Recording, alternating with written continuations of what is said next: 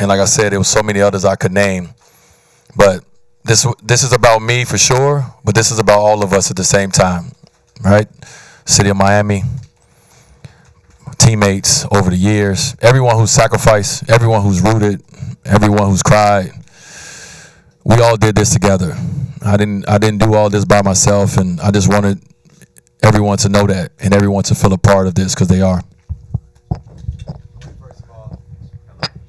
The budget went down a little bit since I left. I don't.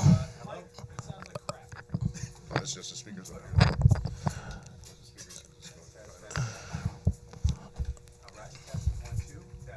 I hear you though. All right, you got me. Yeah.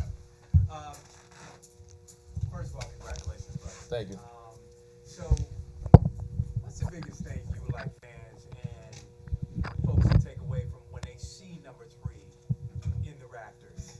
When they see number 3, what are you hoping that folks take away from seeing your number in the Raptors? As always, man, I hope that memories of me was of someone who gave everything he had on the basketball court, someone who was unselfish, someone who did it the right way, who did it his way, but in the midst of doing it his way, made sure he uplifted others, empowered others, and brought others along the journey. When I came into this game, all I wanted was respect. I wanted respect for the way I play the game. And you don't know until it's over if that respect is there. And the last year and a half, I felt it, man. I felt that everything I tried to give the game has given back to me. And hopefully it's a motivation, and hopefully it's an inspiration for so many kids, but so many families and people out there. You guys have watched me grow. You watched me grow from a 21-year-old to now a 38-year-old man. And I hope I make everyone proud, of the person that I've become. But also too, I've been saying this a lot lately, is that I feel like if I'm the face of anything in this world, I'm the face of imperfection, right? I'm the face of falling down, but getting back up. And I want that message for the kids. What I share in my documentary, I want that message to ring loud and clear. None of us are perfect, right? But it's how we come back from mistakes. It's how we come back from when we fall and how we get up that determines who you are. Experience, something someone has said to you that maybe touched you more than anything else? Is there something that you can process as you've gone through all of this? Is an effect you've had on somebody's life that maybe you didn't anticipate? Back here? Is that better? I feel like y'all get, okay. I've heard so many different things along the way, and you set out to play the game of basketball. You just set out to do it because you love it. And you don't think about along the way that you're actually aspiring millions of individuals, of families along the way. I've had so many people come up to me and tell me that I saved their life. Have so many people came up to me and told me that they started watching basketball because of me, that they fell in love with the game of basketball because of me. Just all these different things. So once again, the fact that I'm in a position from this game, from this ball, to be able to inspire lives, not just athletes, to be able to inspire lives by the way that I played or what I did in the community or how I've represented this organization or how I've represented my family and so forth. That is what I'm most proud of, more than the points and the assists and all the things. I'm most proud that I've inspired a generation and different generations to want to be better, to want to be greater, to want to do things they never thought they would. So that's all. I don't know if I answered your question, but that's what I wanted to say. Hopefully I did in there. Okay. Good to see you. Last year you played in your last game, but in some ways does tonight close the circle, solidify your playing career differently than playing in your last game? 100%. As I was walking out to the court, I grabbed my son and I said, "This is it right here. I'm moving out your way now." But it do. I feel that I wanted certain things to kind of wrap it up because as great as it to look back at these moments And as great as this last year and a half has been, I need to put that behind me so I can focus on the next act in my life. So tomorrow when my documentary comes out, it's a wrap of my life and my career at this point. And once that's over with, Monday morning, I'm looking to be a new person. And I want everyone to understand that basketball, Dwyane Wade, that was a moment of time. But now I have to move forward with what I will be next and what my next calling is.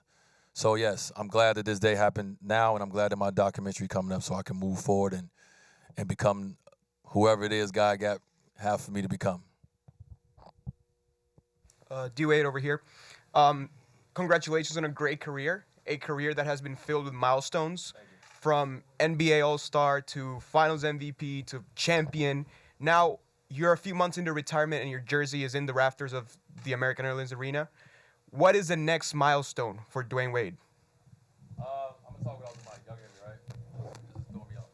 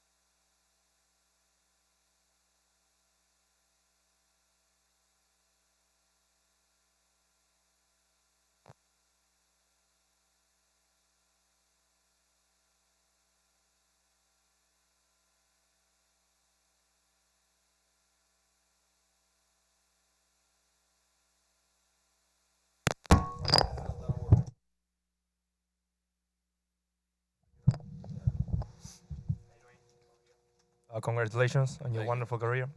You've been an inspiration to me and others. My question is, if you had to choose one word to describe your whole career, what word would it be and why? Thank you. The word I said out there tonight, gratitude. That's the one word for me. You know, I'm in a state, I'm just so thankful right now. Like, people saying, you gonna cry?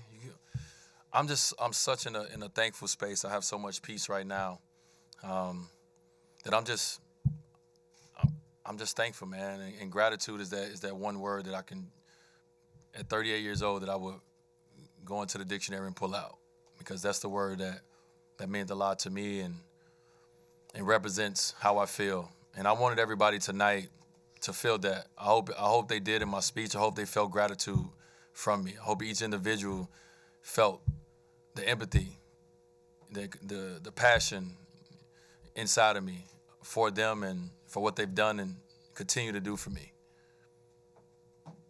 Dwyane, there's a generation of basketball fans here in South Florida because of you and your career. Do you think back about that? I know you talked about the effect you have on people, wanting to carry people and lift them up, but do you think about just the sports aspect of creating a new generation of fans? Definitely. I mean, I wouldn't be here if it wasn't for a lot of people. But when it comes to basketball, I've said it multiple times, without the vision that Michael Jordan and Scottie Pippen and Chicago Bulls gave me as a young child, I don't know if I would have knew I could make it here. I don't know if I would have believed it, because I didn't see it in my community, right? I didn't see nobody making it out. But I had people to look at on TV. I had people that I felt was close enough. I had an individual, Michael Jordan, that I looked at and said, I think I can do a little bit of what he's doing, right? So I'm thankful to be in that role. I'm thankful to be a role model. And I continue to say, I'm not a perfect role model. So if you want a perfect role model, Dwyane Wade is not the one. But if you want somebody who is just real and just raw, that's who I try to be. So I hope I've inspired so many generations to come in Miami. I mean, I got here, I met I met people when they was 2 years old, and now they like 20 something. It's like it's crazy, right? I've seen people grow, and I've seen people love of the game happen because of what I did, and not just here. Guys in the NBA now, you know what I mean? Like my phone, before I got out there, I looked at message from Donovan Mitchell, message from Devin Booker, you know what I mean? Message from the younger guys in the league is saying, because of you, I had the vision to be what I became. So that's how I go when we here. That's how I roll. You know, I know some players don't like the spotlight or don't like being a role model, or I embrace it. And I'm thankful for it because I always remember where I come from. I always remember that little kid that prayed every night that God give me the ability to get my family out of the situation we were in. And I'm able to do that, and I want other kids to do the same thing. Dwyane, I wanted to know if you understood the love that the fans here in South Florida, some of us here in the media, have for you. And you talked about how you inspired people when, you know, your back was against the wall. And I go back to the first finals with the Mavs, and we're down in Game 3, and you refused to quit. And you could understand how people would relate that to their lives personally. It inspired me. I gave up, but you didn't. Talk about that for a minute. Yeah, man. Thank you for that. First of all, appreciate it. First of all, the way I grew up, it's no giving up, right? You give up, no one cares. So I couldn't give up. You know, God gave me an extraordinary talent. I worked at that talent, but he gave me extraordinary talent. But in the midst of that talent, my mom, and she always said, son, your life is bigger than basketball. So I think from a very young age, I understood that we were going to change the curse. We was going to change the way that the Wade family, the route that we've been taking. It was on me, and I was okay with that. It wasn't pressure for me. That was what I wanted. So 2006 in the finals, that's who I am. I fall down 7, get up 8. I don't give up. And I'm done playing basketball, and I'm probably working as hard as I've ever worked, because I want to continue to want more, and I want to continue to inspire people along the way. And we all got journeys. We all got stories. And if my story can inspire one individual, my story, and it's not just about basketball, then I feel like I'm doing my job, right? I feel like I'm doing my job on this earth to make this world a better place, that I'm actually doing something with the talent that God gave me. I'm actually doing something with this gift, and I'm not just doing it for myself. Thank you.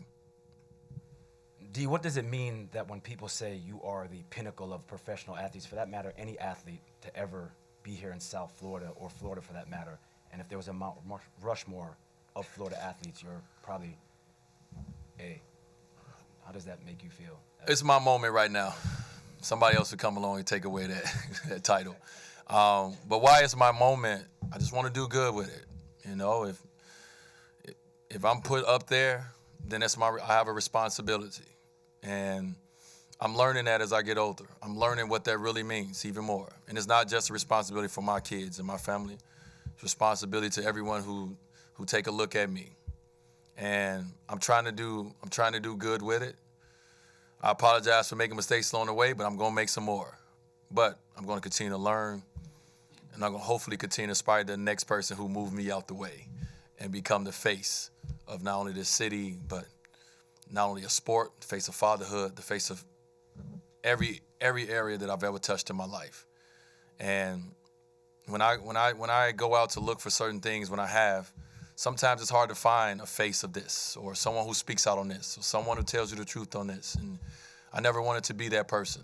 I've always wanted to be the person that real people can understand, because we all deal with stuff. We all have our things. We all have our good and our bad and our ugly. And sometimes when you're on TV and when you're in the spotlight, they make everything look glossy. They make everything look great. But it's not. Life is not like that. And so for me, I just try to use this platform to inspire everybody and let them know it's okay. It's okay not to be perfect. But this is how we're going to continue to evolve and continue to change. Hey, Dwyane. Congratulations on everything. Thank you. You talk about, the next guy coming along and maybe one day pushing you out of the way. This organization, you were the face of it for so long. I know UD's still here. Jimmy's obviously here. This is sort of his team. But with Bam, I mean, you see him as such a young player growing. It feels like he might be maybe the next face of this franchise for a while. What advice do you have to him? Did you talk to him much? And will you continue to talk to him maybe through this? Yeah, man. There's many people who love, guys that will reach out to me. One thing about today's society, you can reach out to anybody and talk to them. I found myself a few times being that older veteran guy that reach out to people and be like, no, don't do that. Or just giving them advice. But someone like Bam, man, right away when I got back to Miami, I knew you could feel this, he's special. He's a special person, right? Basketball, the sky's the limit for him. As I continue to say, we set a bar, right? My points and my assists was a bar that was set before me. It was set by Alonzo. It was set by Tim Hardaway. It was set by the greats before me. And that's all I've done. I just set a bar. And I told Bam a couple weeks ago, before he got announced at the All-Star game, go take him. Go do it. Go set a bar for the next kid and the next child. Someone, he may not even be born yet. But continue to set bars. Continue to help generations become greater. And that's all I try to do. I try to set that bar, and I hope one day I'm here and I'm in this arena when all my records have been broken. Because that means that the great generation behind is greater. And that's what you want. You want this world and you want individuals to continue to be greater. So, we don't want to put that pressure on Bam right now, but he's definitely somebody we look at and say, Alonzo, UD, guys like that, you have that character and you have that opportunity to do something special within this organization that loves him. So we're going to see. We're going to sit back and check it out. Dwyane, you talk about your family and the way that they've been embraced. And I just want to ask you, the reception tonight that your entire family got on the board, Zaire, but also Zaya, and kind of everything that you've been out speaking about lately, was that particularly touching to you, the way that Miami responded to you about that? Very much so. I don't do things for an ovation. Everything that I talk about and that I come out and speak on, it's things that I'm real passionate about. And it's things that is real life for me. Everybody use social media to comment, and that's great. It's a great platform for that. But for me, this is real life. And as a father, once again, I have a responsibility. I have a responsibility to always have an open mind, to always learn, to know and understand that I do not have all the answers. But one thing I do have is I have love, I have compassion. I've always been able to see my kids how they see themselves. And that's important because a lot of parents, we put our hopes on our kids and we also put our fears on our kids, right? And I've tried to steer away from that because I've learned from my kids that they're going to be who they want to be. And it's my job to facilitate it, not to change it, but just to move it forward and facilitate it. And that's what I'm in the process of doing. Last two questions. Dwyane, thanks for your authenticity and how vulnerable you've been tonight. You talk about Dwyane Wade, the basketball player, in that chapter closing. Can you discuss, if any, how the untimely passing of Kobe, if it's urged you or rushed you to get to this next step, and what impact that's had? No, I think my journey is definitely going at the pace that it should be. I think the impact that the passing of Kobe has done, not only for myself, but for so many others, has made us sit down and stop. And life goes so fast. We move at a rapid pace. It's made me enjoy the moment more. It's made me want to create more memories. It's made me appreciate friends, conversations. It's made me even appreciate talking to the media. I am a part of the media now. But it definitely put a lot of things in perspective. As athletes, we looked at as superheroes. And we looked at Kobe as superhero, and that moment has touched all of us, and it will continue to. But I do feel a responsibility as Kobe was leading the way, right? Kobe retired, and Kobe was showing us in his next act after retirement that, damn, you can actually master that as well. Like, he mastered basketball. He mastered being an amazing father. He's mastered being a husband. He mastered being a creative. And he was showing us the way. And now we don't have that. So I do feel a responsibility to be that guy, to show the way for the next generation. Because when you retire from this game, you've been playing since you was 5 years old. This is what you know. This is what you've been great at. It's scary going on that other side, right? So if I can show people the way, listen, retirement is not bad. Retirement is actually pretty damn awesome. But also, these are the different things. These are the different doors. These are the different rooms that you can go in. So I do feel the responsibility.